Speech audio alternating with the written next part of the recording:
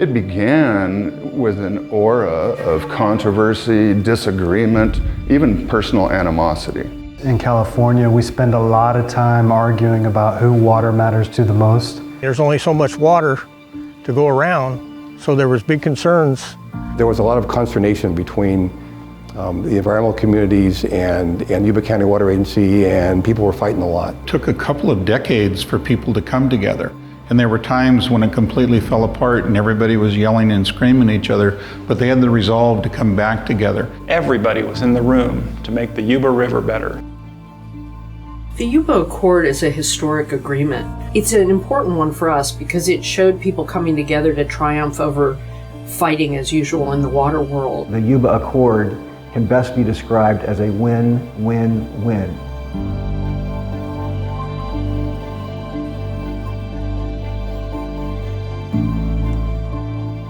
So the Yuba is a special place.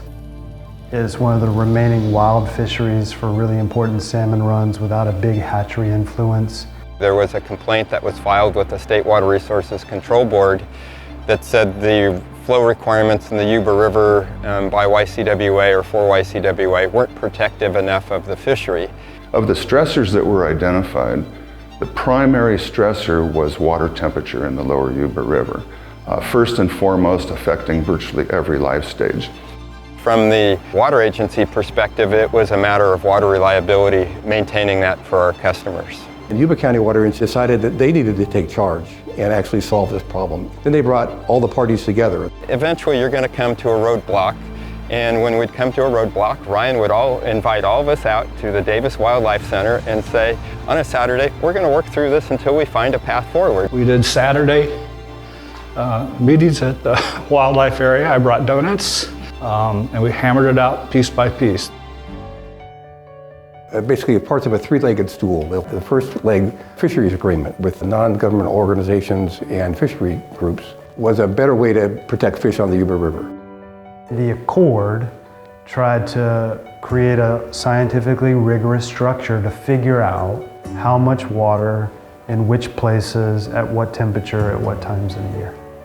The second part was the need to incorporate groundwater pumping into what we call a conjunctive use program, where you take groundwater and put it in the system in a way that provides more water to the system as a whole. When a drought comes, you can have additional groundwater pumping. You've been planning for that, so you've been storing the groundwater, and that allows farmers to access that water and leave more water in the river, which is great for the fish. And then there's an added benefit to other water users in the state, because once the water comes through the system, it can get picked up again downstream and benefit other communities that are also facing shortages because of droughts. And what Yuba County Water Agency would do as a third leg of the stool was to do a water transfer program with some of that water. A market has developed so that agencies that have water will make it available to agencies that have a greater demand than they can meet with their traditional sources. We ought to reject those propositions, which are fish versus farmer, people versus the environment. We can do both. There's a way to do an environmental benefit and an economic benefit. They're not mutually exclusive. I thought we got to a point where this is far superior to another 10 or 20 years in court, so we were able to get the fisheries agreement done.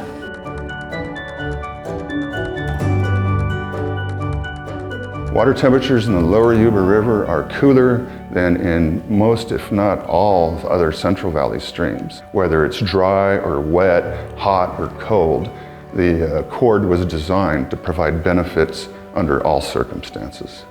They had 2 trial years before we amended the water right was critical to me, and the fact that there's an ongoing collaborative process with the university and environmental groups after the Accord was signed, I think is important, because they're still trying to make it better. It wasn't like there was one conclusion that was chiseled in stone and everybody had to live with it.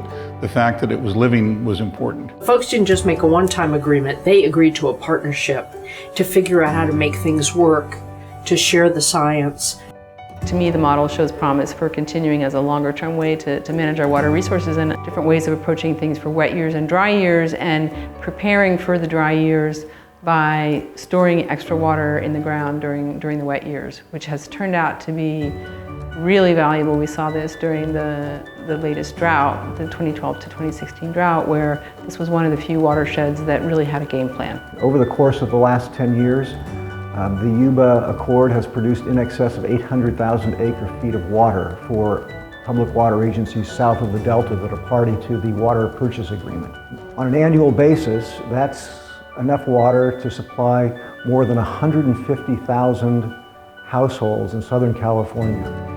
It's enough water to irrigate 40,000 acres of land in the San Joaquin Valley. This water that we got in 2015 with the 5% allocation, it was really helpful in allowing us a little more water to get to those areas in our service area that otherwise we would have had pretty severe cutbacks. This kind of saved our bacon in a lot of ways. Some of that water is transferable, and they could make resources available then to help pay for the stuff that Yuba County wanted to get done, both for the environment and for their levee program. We're a small county of 75,000 people, and we've currently finished off about $450 million worth of levee repair. We're currently doing grants to many different agencies within our county. We've converted 63 diesel pumps to electric pumps, and that has saved in a pumping year 550,000 gallons of fossil fuel, and that eliminates about 6,000 tons of greenhouse gas emissions in a year. Being a farmer myself, having a consistent water supply in Yuba County is critical because those people produce food that people eat all over the world. So it quantified things and it put things under a schedule. There were scheduled years.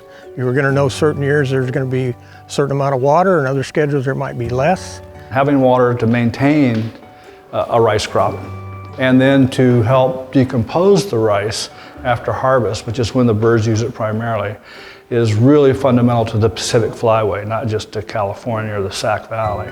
Plus, for all those folks that really like to spend third Saturday in October through the third Saturday in January on average, in a duck blind, they have a very sustainable and a quality of water and quantity of water that makes for optimum habitat. When all is said and done and the tens of thousands of pages are read, it boils down to doing something. It's amazing because it represented a true interest-based negotiation.